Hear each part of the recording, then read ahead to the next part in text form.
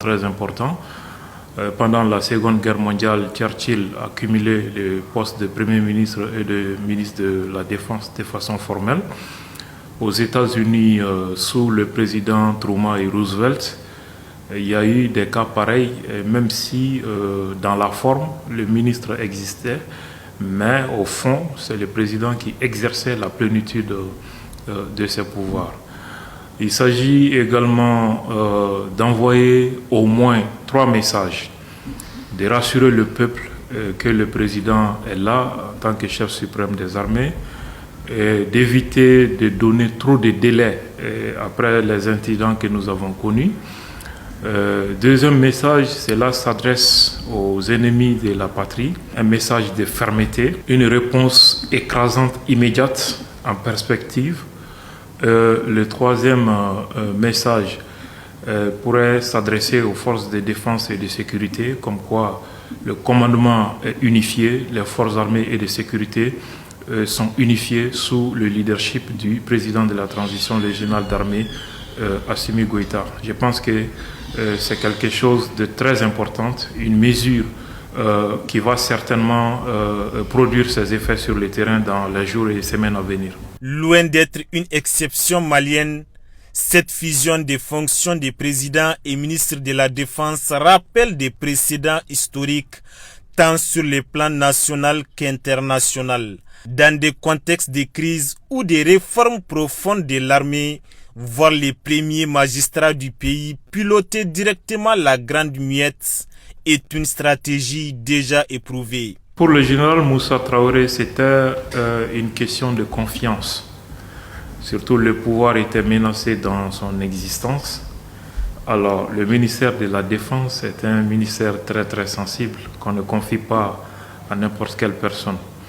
Mais la différence avec le cas présent est que nous sommes dans un contexte d'attaque terroriste de très grande ampleur et ça fait suite à un assassinat lâche et barbare du ministre de la Défense, le général de corps d'armée Sadio Kamara, paix à son âme.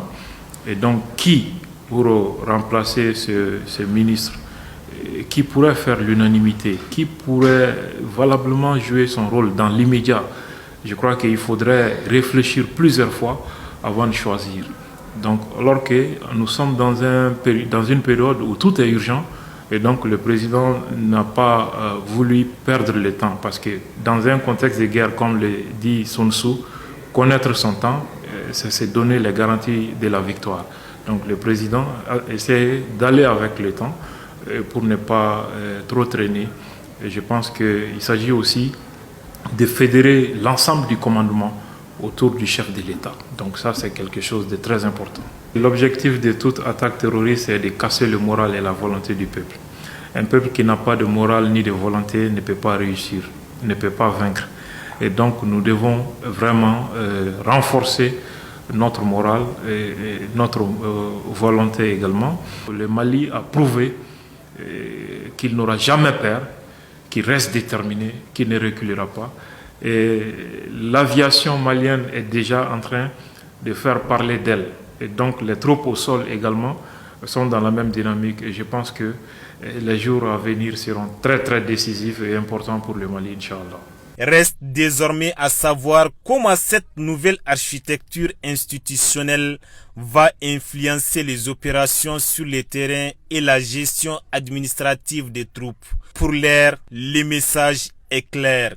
Le commandement est unique et le cap reste maintenu. Le gouvernement franchit une étape décisive dans la refondation de l'État en nommant le chef d'état-major général des armées au poste des ministres délégués auprès du ministre de la Défense et des anciens combattants. Cette décision historique aligne désormais vision politique et action militaire pour accélérer la stabilisation du territoire. Awa Gaussouberti nous en dit plus.